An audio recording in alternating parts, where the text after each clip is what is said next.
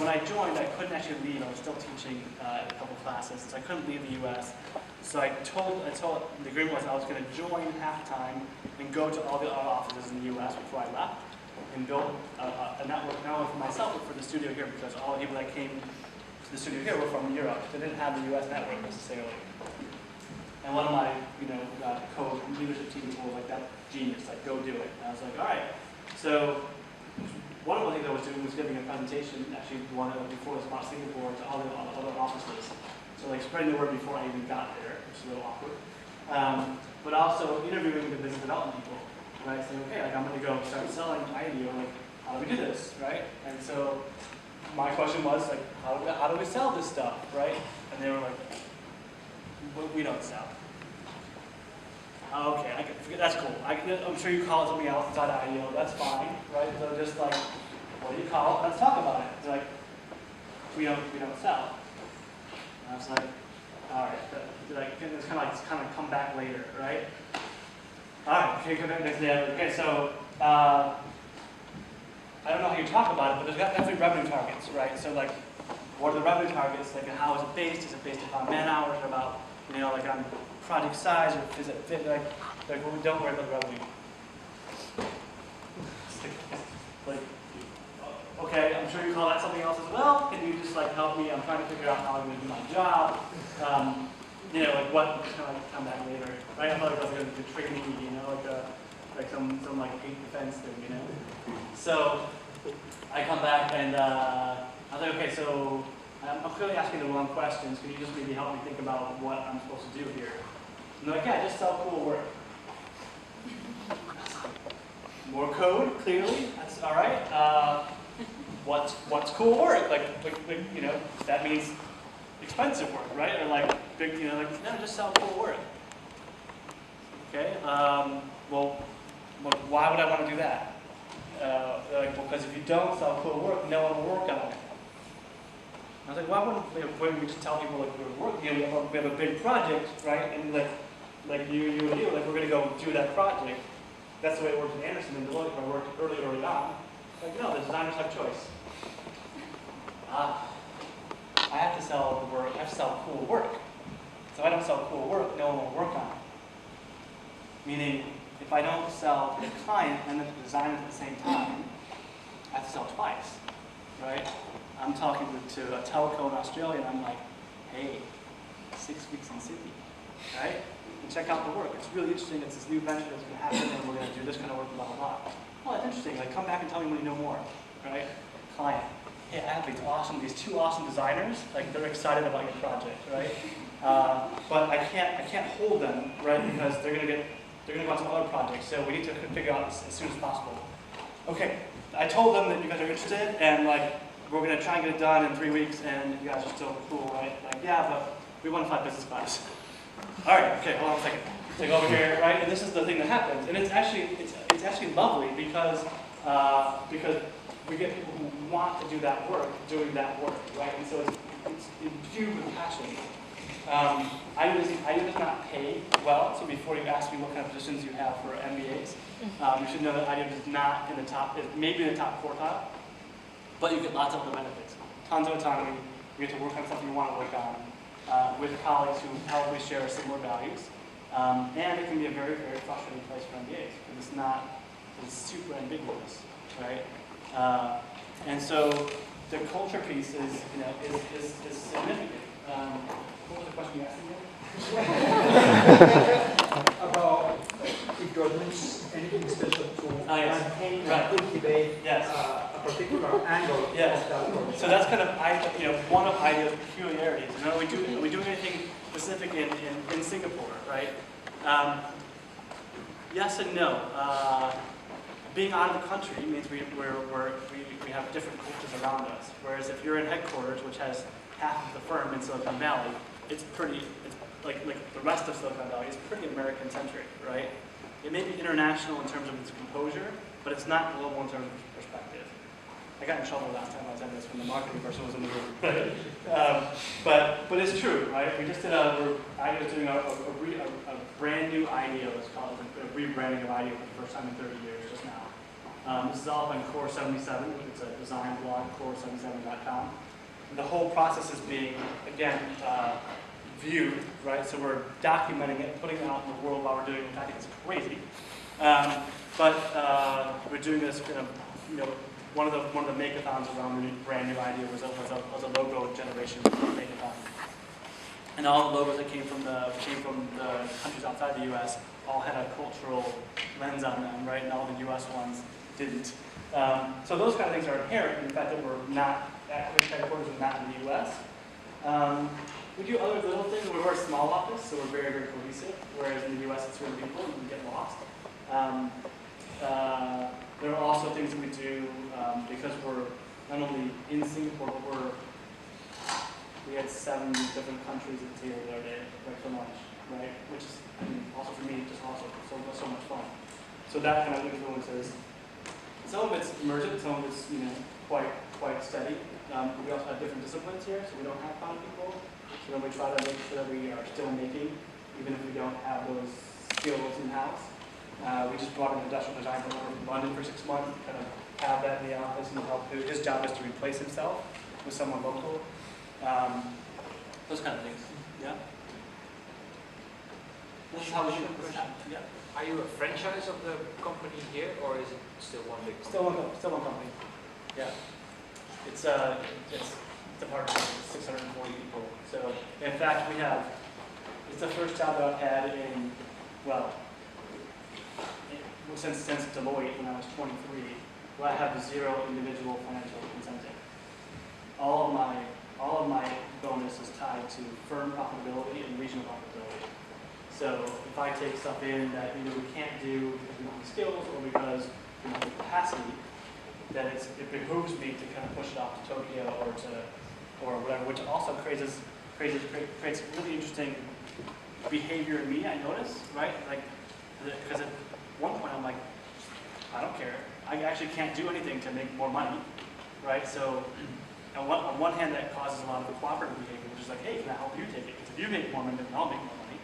On the other hand, sometimes at the end of the day, I'm like, I can't really affect it, so I'm going to go home, right? I mean, as MBAs, we think about that. I mean, I'm certainly, and as an entrepreneur, I'm incentivized. I want to make money, right? I like to have impact on my own performance and my ability to make money. And I'm in a culture that I can't do that right now. And so for the time being, it's kind of like, okay, well, that's interesting. I can learn a lot here, but I don't really know how. You know, I struggle with that a little bit.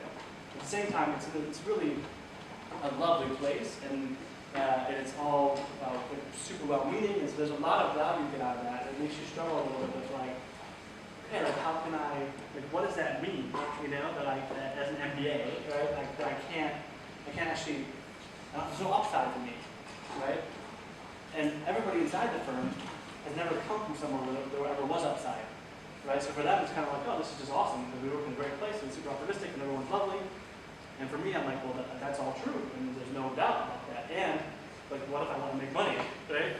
But not that we don't, again, we don't get paid poorly, right? But it's in a quality of life that's amazing. But that is something you should think about. You know? Not much here, I think. So we're down in Boki. Actually, when I was moving here, I kind of had decided that the sacrifice I was making moving to Singapore was that I was going to live in a high-rise, right? Like, I'm not a high-rise guy, but I was like, okay, in Singapore, everyone lives in high-rises, I will live in a high-rise. And then they moved the office just like weeks before I got here to Boki, and I knew the island well enough to know that that address was probably a high-rise, right? And I was like, really? They put the IDEO office in a high-rise, but it turns out it's in a shop house just surrounded by high-rises.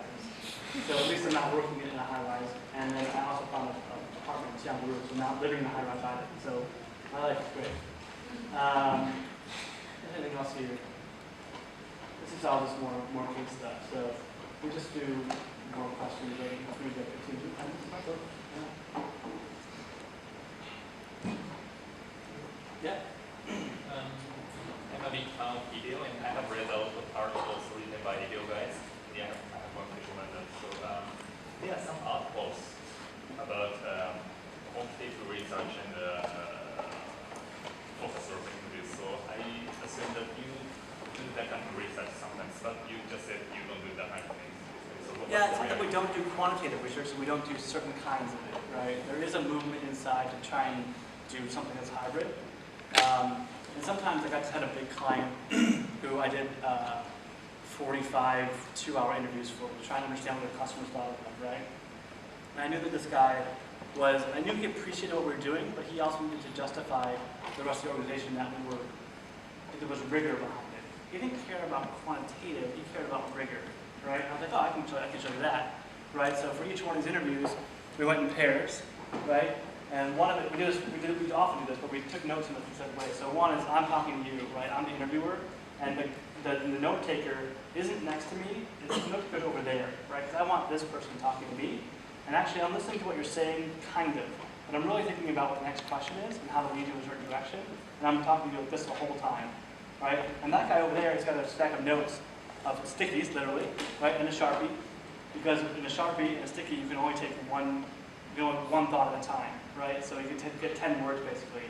And then he's taking that and bringing it down and goes to the next one, okay? And then sometimes you're trying to capture quotes. Like that guy said a really interesting thing about what his experience was, right? So oftentimes you get a stack of stickies, 50 stickies, right, from each interview. Now, so when it happens, I have data, right? I have an auditable trail. So afterwards, what happens is he and I sit down. I'm like, he's like, I heard this. I'm like, I didn't want to hear that because I was talking to him. But like, and we basically move them around into themes, put them up on a whiteboard, right? Like on foam core, 8x4 foam core, right? You can imagine as I'm putting a theme and then 8 stickies next to it, and a theme, 8 stickies next to it. All of a sudden, half the board's covered, right? I'm going to do another interview, another board. Do 45 interviews. I have 22 boards, right? That if I put in a room, it's going to run the whole outside of the room, right? That's great. It's an IDEO, and my clients are in Europe. Okay, let's ship the boards over there, right? We just put all the boards, put them in a room, had a show and tell basically. And now this guy, I walk him around. I'm like, these are the voices of your customers. I can show you. And also there are 1,522 sticky notes here, right? Pieces of data. That's what you really want. You don't really care what kind of data. You want data, right? And let me tell you about how we process this data. So I walk him through the 4 different ways that we slice and dice the data. And all of a sudden he was like, cool. Like I can justify this to anybody in my organization that is rigorous, even if it's not quantitative, right? So that's the kind of like hybrid research that we try to do sometimes with engineering clients or finance clients. Yeah. So what IDEO provided for the clients, it seems to me like can easily copied by other competitors. This is not industry knowledge, it's just, empathy. Mm-hmm. Just empathy. No. So I'm asking, Yeah. so this innovative design industry, Yeah. the competition landscape now, and how that will evolve in the future, and what's IDEO really competitive advantage compared to other competitors is all about, I don't know how to say, but it seems like other companies can do it. Yeah, there are certainly other companies that do parts of what we do, right? Again, if you want something built, there are people that will build something that we probably would say, we're not sure if you want to build that. IDEO can also be something a little bit arrogant, to be honest, right? Like, if you come with like a build this, we probably say, well, we're not sure if you know what you want to build. Let us have a look at it. And that can be a little bit like, it's a little cheeky, right, sometimes. But it's also because this is the process of trying to find the right insights. There's another firm called Jump Associates, which is small, 50 people. Does things that are kind of similar to IDEO in some sense. I was talking to the guy at Jump the other day, and I was like, so when you're pitching, like, who are you coming up against most often in a pitch, right? I said BCG. That's interesting, right? That's weird, actually, right? 5 years ago, that would not have been the case. So you see BCG, especially Bain a little bit, like having these innovation groups. And so they're pitching sometimes at the high-end strategy level, right? And again, we're moving there to a certain degree. This office especially, we have a couple MBAs, and we're doing strategy work, right? But it really plays havoc with the business model because we're not consultants. We do fixed fee projects, right? So time and materials is a really hard thing for us to do. So when I'm doing advisory work, right, that I'm qualified to do, the designers oftentimes are very uncomfortable because they're used to getting a brief that says, do this, right? And when it changes all the time, they get quite uncomfortable, even though we ask our customers to be in ambiguity for a long time, right? So that's what we hire for that. And sometimes when we're not doing, when what they thought they were going to be doing, which is a project, and then project to project, they get uncomfortable. So it's definitely evolution, and I think it's we're going to continue to see design be more important. And again, we have Apple to thank for putting design on the radar, but they put it on the aesthetic radar, not in terms of how the process works. And so the education process, especially in Asia, is a long one for each client. Is the sales cycle very different for public clients versus private clients, and do you see some sort of differences in these geographies on sales cycle? Geography, sure. Like again, Asia people they don't know the brand, and they're uncomfortable with the non-linearity of it, right? So in Asia, it's 2.5, 3 times longer. Public-private, not so different, except for the tendering process, especially here, right? Which is, you probably know there was a couple scandals late last year. So the procurement process under a lot of scrutiny, we're 3 times as expensive as our nearest competitor, right? And so it's very difficult to sell in public right now because it's like, why are you using those guys? They're more expensive. We've also done a lot of work, so a lot of revenue's coming to us, and so we've kind of spread it around. But I don't think that from a business development process standpoint, but a procurement process, yes. Is that similar in Singapore versus the other countries? It's not. We don't have that problem in the U.S. I mean, the brand is exceptionally strong in the U.S. So people know what they're buying in the U.S. When they come here, they know that they don't want. When they come to us, sometimes we get clients who are like, well, why did you come to us? Like, well, I don't know exactly. What I do know is I don't want that consulting company starts with an M, right? Like they know that much, but they don't know what the other option means essentially, right? And so that's now that's 3 months of my time to kind of walk them through. But again, in Asia, that gets the number of times someone comes back. We give them a proposal. It's got a big number on it. And they're like, man, we don't know if we'll get in really here. We can't. It's not quantitative. It's not tangible. No problem. Like we can give you some stuff to read, or you can go talk to some other people, and then maybe we'll talk again later. And the number of people that come back 6 months later, going, got it. Like I read all this stuff, or like I talked to some people from your other customers. Now I know what it is. That happens not. I don't have experience in the U.S., but it happens not infrequently here, right? And that's a better customer for us because they know what they're buying, right? Because the opposite side of selling it over 3 months is I sold a client in 10 days last year, which has been a bear of a client, right? Because they didn't know what they bought, right? So while I'm doing the work, I'm educating them along the way, which means that's my nights and weekends. That's a totally different. It was awesome. I'm like, awesome. They signed in 10 days. That's great. And it's like, oh, shit. So. Yeah. How do you typically source new leads? How do we source new leads? Pick up the phone. So is it largely outbound It's all inbound. lead sourcing, or is it mostly inbound? It's all inbound. Yeah. I mean, not phone really, it's email. But, it all comes in. It's unbelievable. Yeah. Right? There's only one other company that I know that worked that way, which is the Global Business Network. But it's all just. I mean, again, you can say we don't do marketing, but we spend a lot of time. Our marketing department, their job is to tell the stories of what work we've done. Because that builds the brand, which causes the inbound traffic, right? So, but we don't do any segmentation, we don't do any targeting, we don't go after. Not totally true, but the majority of it. On occasion, when we get a breath, right, we'll take the studio and say, hey, what do you guys want to do this year? Like, actually, we understand that, right? So we went after them because the locals want to work on that. It's a treasure brand of theirs, right? So we'll do that. But even that, I have to say, we had a dinner, months in advance of when we thought we were going to do the work. And we took with a bunch of CEOs and brought that guy, and he was like, oh, this is really interesting. So we started the conversation that 6 months later, right, turned into a contract. Is that typically the same in the States?